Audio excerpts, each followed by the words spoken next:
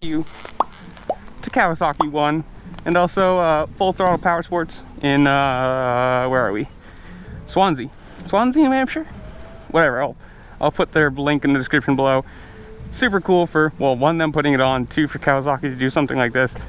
Sweet bikes. I only got to ride the Z900 RS Cafe, which you'll see that video at some point. But again, thanks to Full Throttle for doing it. Thanks for Kawasaki for traveling the country to put these things on. It's super cool of you guys. And yeah, now I'm going to meander on my way home on my wet seat, on my wet bike, with my wet pants, and try and not get more wet. We'll see about that though. I don't highly think I'm going to make it without getting more wet.